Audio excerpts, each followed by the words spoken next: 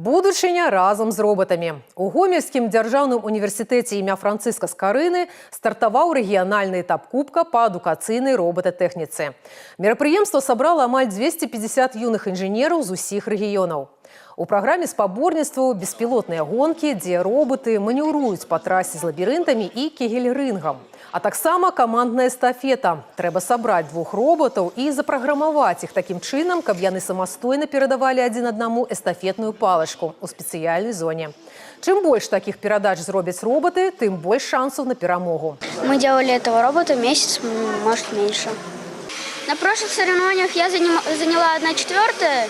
Была одна, потому что его не было. Добавили дополнительные колеса, чтобы он не падал. И бампер получше.